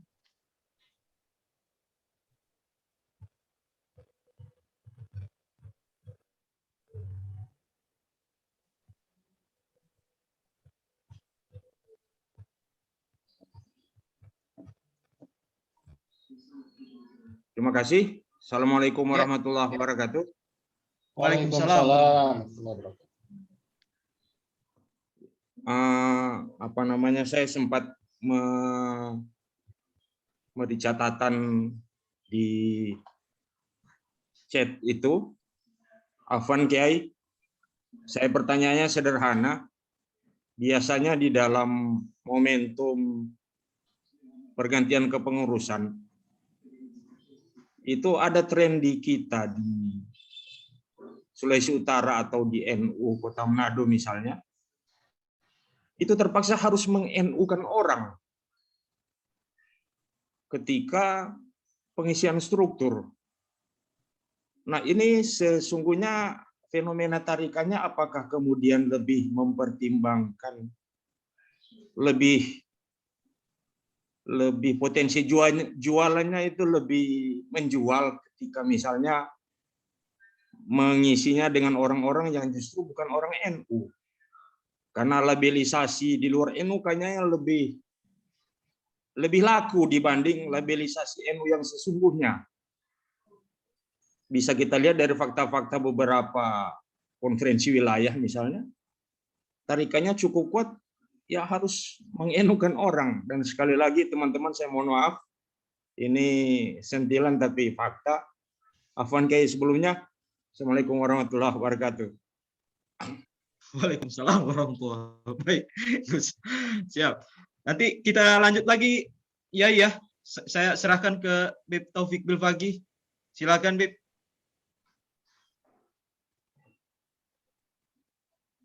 Sorry, tadi saya sempat putus karena baru cas HP. Assalamualaikum, Daeng Baso. Pak Kiai yang saya hormati. Lama sekali sudah tidak berjumpa, terakhir di Samarinda saya masih anak bawang dulu. Oh ya, wah lupa. Iya, sama Bang Asman dan kawan-kawan dulu. Saya kebetulan juga penggemar berat tulisannya Pak Kiai Baso dari dulu waktu masih suka marah-marah sama Mas Ulil dulu. lewat pesantren Sadis untuk otokritik internal NU, utamanya komunitas Islam emansipatoris dan jaringan Islam liberal. Oh itu ya, marah-marah ya kesannya ya Mas Taufik ya waktu itu. Jadi memang saya menjadikan rujukan wajib kalau bicara Islam Nusantara dan juga bicara soal Islam dan keindonesiaan sama Pak Kiai Baso ini. Ini sangat penting sekali buat saya. Kalau saya ada dua hal yang kepingin coba saya minta bantuan lagi, walaupun sudah sering saya entah itu dibaca, utamanya di buku NU Agama NU untuk NKRI dan jilidnya Pesantren Studies dan terakhir Islam Nusantara yang berjilid-jilid itu. Saya cuma meminta digambarkan ulang yang pertama soal yang kemarin sempat kita bicara soal NU menulis atau ulama Nusantara yang kemudian juga dia bisa menulis diri, tidak selamanya kemudian ulama yang impor yang mengislamisasi Nusantara, tapi ternyata juga produk kita yang di Nusantara itu diekspor lagi ke Timur Tengah bahkan Eropa. Di 2 minggu yang lalu kalau tidak salah kita juga pernah diskusikan, tapi saya tidak mendapat gambaran secara komprehensif. Itu yang pertama. Yang kedua, bisa nggak dibantukan kami secara literatur dalam konteks NU-isasi di Sulawesi Utara misalnya. Karena memang pakai tadi Gus Helmi sempat agak menyinggung, sebenarnya itu adalah bagian dari karakter pola kita ber-NU di Sulawesi Utara. Entah kenapa juga saya melihat bahwa entah kenapa teman-teman Muhammadiyah di Sulawesi Utara itu kadang-kadang lebih NU. Di sini juga teman-teman kalau di Jawa atau di Kalimantan, mana ada orang Muhammadiyah kemudian pimpin tahlil atau pimpin ziarah. Di sini ya sulit membedakan mana orang Muhammadiyah, mana orang NU, kan gitu. Ya bahkan ada kemarin tokoh Muhammadiyah mencalonkan diri sebagai ketua PWNU, kan gitu. Walaupun sekedar bunyi-bunyian, tapi saking orang melihat bahwa secara organisatoris ya NU atau Muhammadiyah itu ya kelembagaan saja, bukan bicara soal ideologisasi, dia nggak bicara soal amaliyah dan lain sebagainya. Nah itu saya minta itu karakter itu seperti apa. Nah yang terakhir ada problem kita juga secara organisatoris. Minta maaf, saya tidak tanpa mengurangi rasa hormat saya kepada kepengurusan NU hari ini, bahwa yang menjadi tanfis selalu punya jabatan strategis, baik itu di pemerintahan atau di jabatan-jabatan tertentu. Itu gimana? Ada yang melihat penyakitnya nanti akhirnya seperti apa itu? Saya kira itu saja sebagai tuh refleksi dari kita. Terima kasih. Baik, terima kasih Bib Taufik Bilfaqih. Tadi sudah ada beberapa hal yang kemudian disampaikan oleh 3 orang tadi. Tadi ada Mas Rianto, Yai, mempertanyakan soal bagaimana sih sebenarnya NU dadakan dan NU turunan tadi yang dihubungkan dengan misalnya kasus Kiai Haji Abdurrahman Wahid ya, yang kemudian banyak sekali yang menentang di internal NU sendiri. Lalu tadi juga ada Gus Helmi yang bicara soal NU-isasi, misalnya setiap ada musim-musim yang kemudian bagaimana banyak orang yang kemudian terpaksa di NU-kan begitu karena ada momen-momen tertentu. Dan tadi juga Habib Taufik Bilfaqih juga kira-kira hampir sama ya. Lalu kemudian bicara banyak berkaitan dengan soal bagaimana posisi sebenarnya atau kondisi NU di Manado sendiri, yang tadi itu memang benar adanya ya berkaitan dengan soal ada orang Muhammadiyah. Saya tidak tahu apakah itu sebenarnya sindiran atau mengejek karena mungkin NU kita belum kuat di Sulawesi Utara, lalu kemudian seperti semacam satir seperti itu. Nah, kira-kira bagaimana Yai melihat itu? Silakan Yai. Ya, sebetulnya fleksibel ya kalau dari sisi keorganisasian ya. Banyak jalur yang bisa dimainkan oleh para kiai kita ya. Ketika bicara tentang nomor 2 ya, pengorganisasian. Pengorganisasian ini ya, ini pematangannya itu di sini sebetulnya. Pematangannya mau dari manapun asalnya ya. Mau NU Tulen yang amaliyahnya kuat maupun yang dadakan, itu enggak ada masalah. Semua terbuka. Ketika masuk ke level ini, maka dia harus ikut dalam aturan-aturan ini, pengorganisasian, kaderisasi, pengorganisasian, dan konsolidasi. Kalau di level pertama, orang bisa mana saja. Bahkan yang non-muslim sekalipun bisa masuk NU menjadi pilar-pilar penguat NU karena mendukung cita-cita bersama dalam konteks ideologi kebangsaan tadi yang saya sampaikan. Jadi di Papua itu banyak yang NU, tapi mereka non-muslim di Fafak itu. Ada sosialisasi Kartanu, waktu itu sekjennya masih Pak Marsudi Suhud, itu sosialisasi Kartanu di Fafak. Ceritalah, tiba-tiba diinterupsi orang Fafak. Maaf Pak, kami nggak usah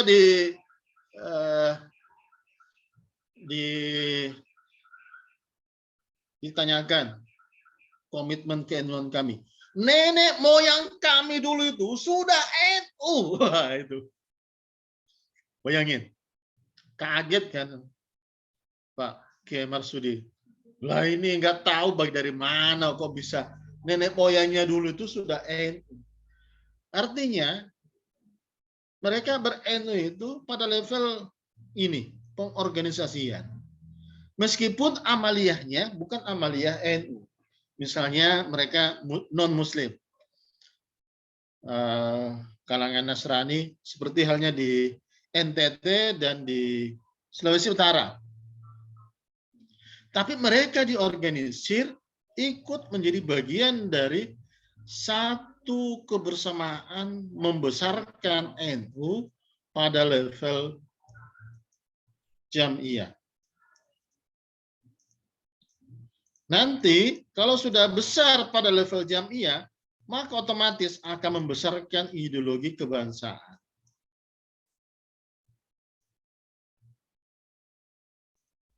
Nah, koridornya di situ dulu. Silahkan siapa yang mau suka NU, mencintai NU, mau memberi kontribusi di NU, silahkan. Semua di welcome. Nanti harus dibawa ke sini. Kalau ini kuat, seperti yang saya bilang tadi itu, antara yang mobile dan yang penggeraknya itu kuat, kiai dan organisatorisnya, ini jadi tenaga organisatorisnya, ini kuat, maka siapapun itu bisa masuk ke situ tanpa merusak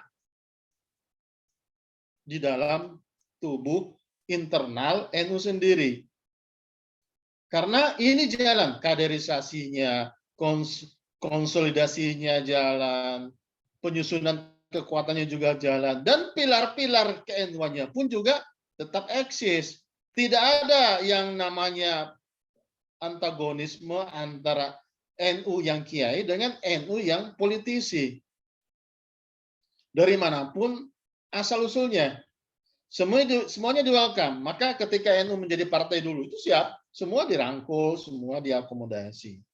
Nanti di level kedua ini, nanti di ini lagi, di kader untuk misi-misi, untuk mencapai misi dan tujuan NU.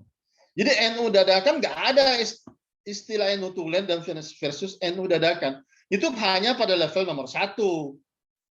Ada yang amaliyahnya NU murni, ada yang ya namanya orang Papua, orang Fafak kan tidak amaliyah NU. Tapi kalau sudah bicara nomor 2, wow, mereka militan membela NU.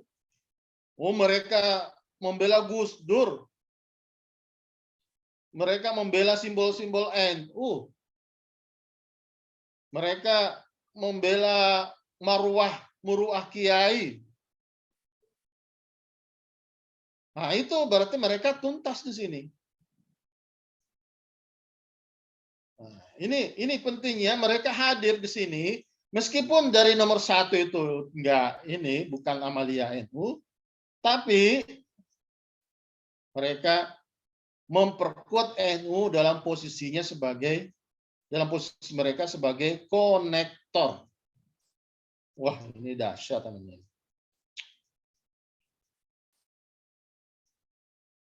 Nah, kalau di Jawa, konektornya NU itu seperti misalnya ini almarhum ini, yang raja ini, campur sari ini, Didi Kempot.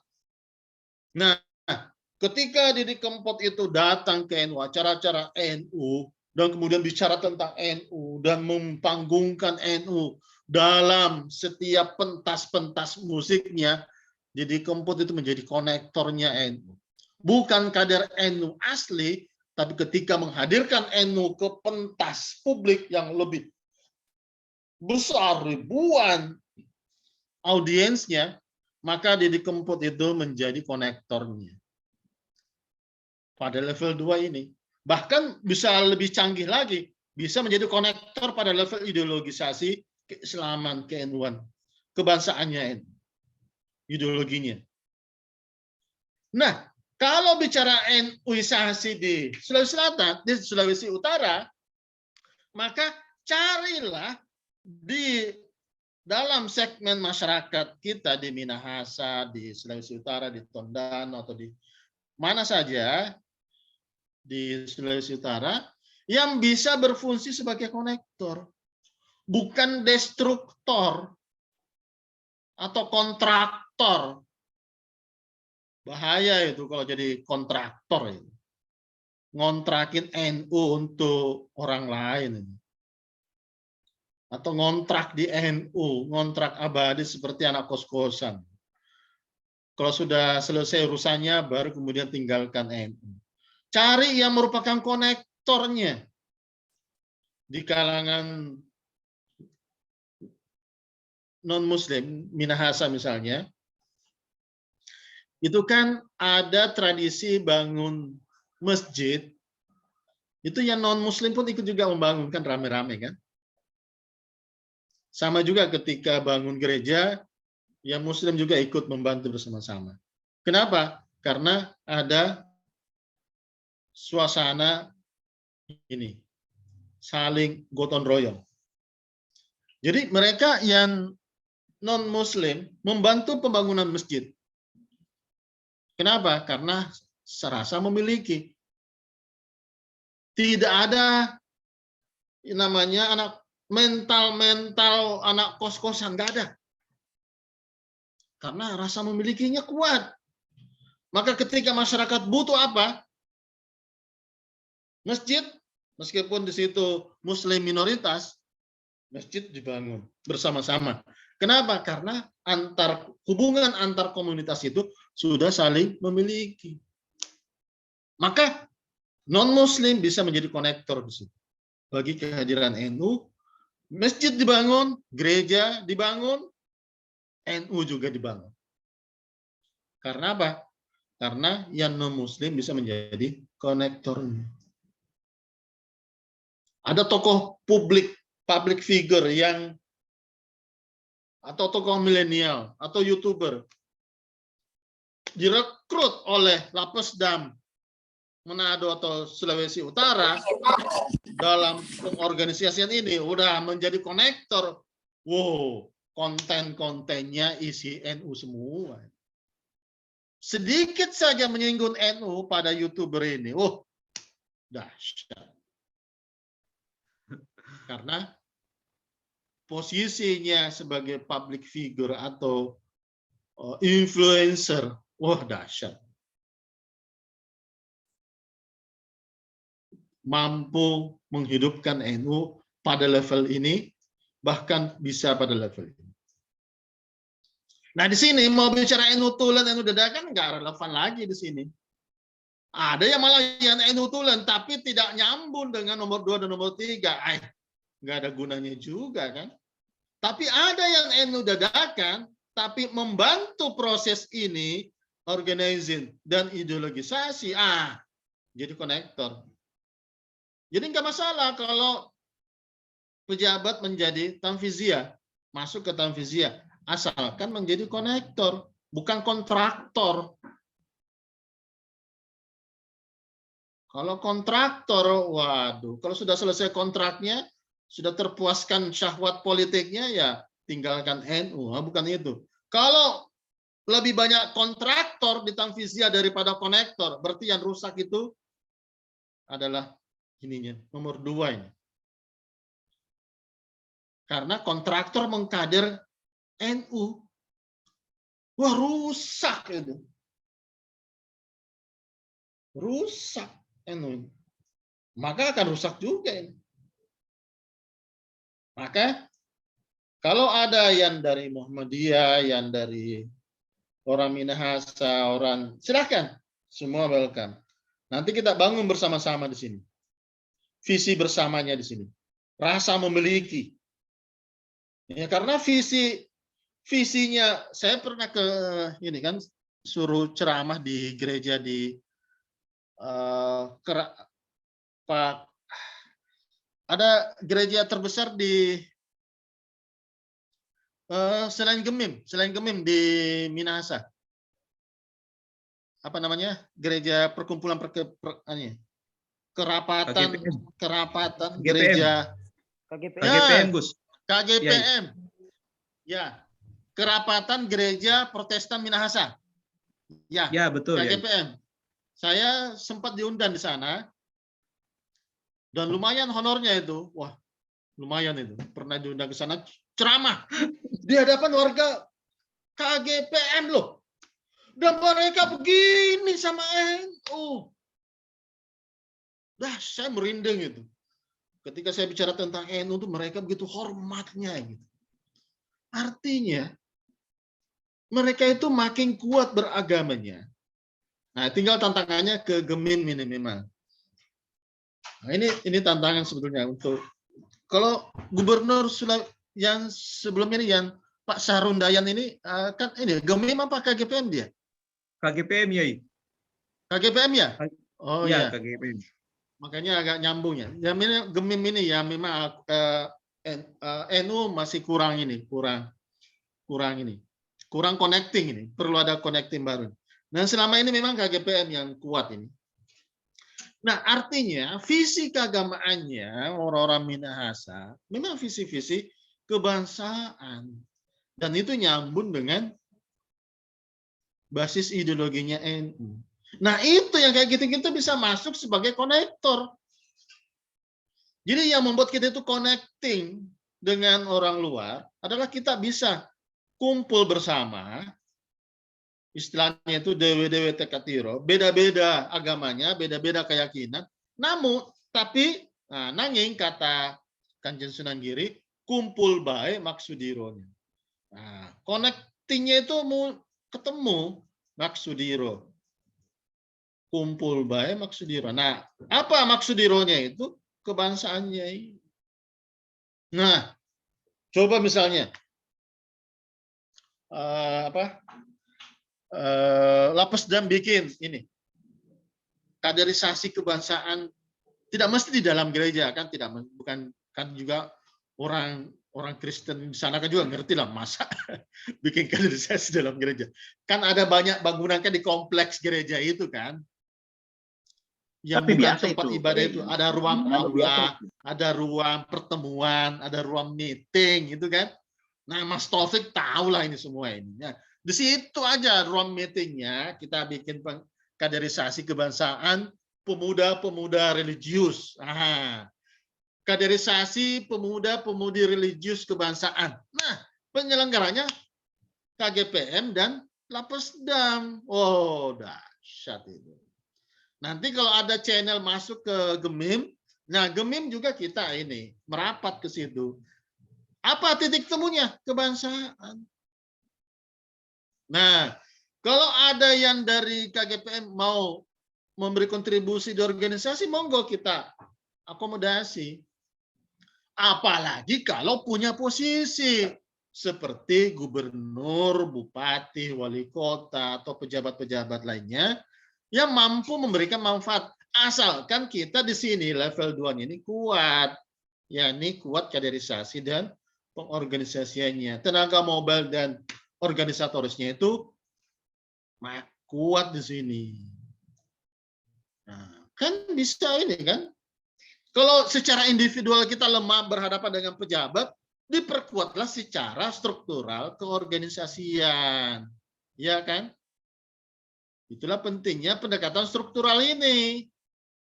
Jadi kalau satu individu lemah dalam kapasitasnya berkomunikasi misalnya dengan para pejabat, apalagi tidak punya kemampuan berkomunikasi yang handal untuk merekrut pejabat, takut nanti dikooptasi atau dijinakkan, maka perkuatlah itu pada level kolektifnya. Ini. Nah, gitu Mas Taufik dan Mas Helmi. Kalau lemah ini dewe-dewe, ini juga dewe-dewe, maka yang kuat justru para politisi nanti. Nah, politisi lah yang merebut organisasi, ya rusak. Oleh karena itu perlu ada perimbangan antara unsur non-politisi dengan yang politisi. Jangan dipertentangkan. Jangan dibuat antagonis, tapi saling mengisi dan memperkuat. Nah, ini teman-teman bisa tahu lah caranya ini. Belajar dari pengalaman kiai-kiai kita di tempat lain, yang di Jawa, di Papua, maupun yang di Makassar, dan di tempat lain. Jadi ini kepentingannya mencari titik temu pada level ini kebangsaan. Maka peran dari konektor inilah yang akan menentukan bagi langgengnya organisasi sebagai payung bagi visi misi ini. Kalau ini rusak, maka bahaya, bisa nanti bahasa kita ini gampang diadu domba, gampang dipecah belah. Padahal tujuan NU untuk di dunia ini maksudnya adalah itu tadi, simpulnya itu. Tidak rapat simpulnya itu, talinya itu tidak rapat. Karena akan merangkul orang sebanyak-banyaknya. Kalau mau orang keluar juga nggak ada masalah, aja namanya tidak rapat kan. Keluar nggak apa-apa. Yang penting kan sudah punya ini kan. Oh, ini mantan kader NU. Kalau sudah bicara mantan kader, wah ini artinya pernah ada kader NU yang seperti ini. Artinya NU itu membawa keberkahan di mana-mana. Jangan langsung dibawa orang harus tetap di situ terus. Enggak. Silahkan menyebar kemana-mana. Yang di pemerintahan, silahkan. Ini ada kader NU ini, mau berkiprah di sini, dan sini, dan seterusnya. Silahkan. Jadi Kempot misalnya, sebagai konektor, tidak mesti di NU terus. Dia akan membawa nama NU kemana-mana di wilayahnya masing-masing gitu. Makanya tali simpulnya itu jangan terlalu rekat, jangan terlalu rapat, jangan terlalu tegas juga. Karena orang seperti Didi Kempot itu nanti susah, nanti dia akan berkarya, berkiprah di mana-mana. Tapi orang seperti Mas Taufik dengan Mas Helmi atau Mas Arhanuddin ya memang harus dikuat simpulnya. Lah masih malas sholat kayak. Masih kurang beriman. Nah, itu yang kayak gitu harus diperkuat itu talinya itu. Nah, itu.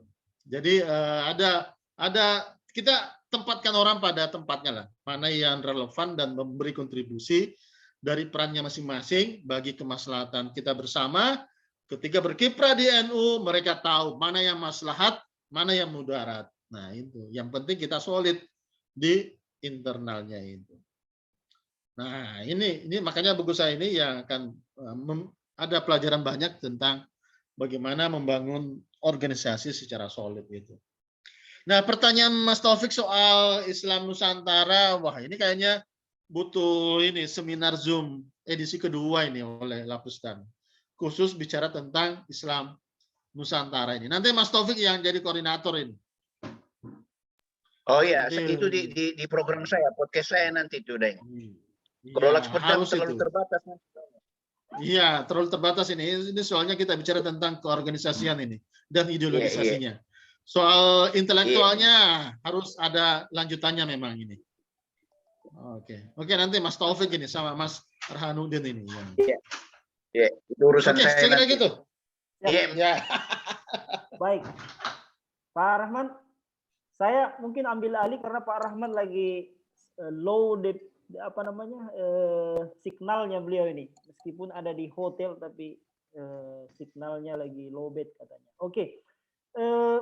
Menarik ya, saya kira apa yang disampaikan oleh Pak Kiai Ahmad Baso tadi, dan tentu pertanyaan-pertanyaan dan tanggapan dari audiens yang ada itu saya kira memantik berbagai pertanyaan ya, dan tentu memantik juga komitmen kita untuk tetap bisa ber-NU tadi itu ya, terus menerus, meskipun tadi diberi saran bahwa tali ikatan itu kalau untuk konektor ya dilonggar-longgarkan saja, tapi bagi orang yang seperti saya ini misalnya yang jalan sholat ya harus kuat ikatannya ya supaya bisa konsisten begitu di dalam mengawal ya agenda keumatan dan kebangsaan. Nah, Bapak Ibu yang sahabat-sahabat semua yang saya hormati, kalau mungkin masih ada satu ya silahkan saja. Ini kita sudah di Manado sudah hampir jam 9 ini, sudah hampir jam 10 malah, sudah hampir jam 10 di Manado, Pak Kiai. Kalau memang tidak ada, mungkin kita akhiri saja, Pak Kiai, untuk sementara ini. Ya, boleh. Ini saya juga ada kerjaan ini. Baik, ya, kerjaan menyelesaikan tulisan. Oh, baik. Nanti gini, Mas Arhanuddin, siap, ini siap. saya sih, ya kalau saya masih ada waktu, Teman-teman kalau mau ini penguatan tinggal ini aja, bikin Zoom. Baik. Karena sekarang kan lebih mudah sekarang kan ini kan. Ya. Tidak terlalu mahal ya, jadi lewat Zoom. Ya.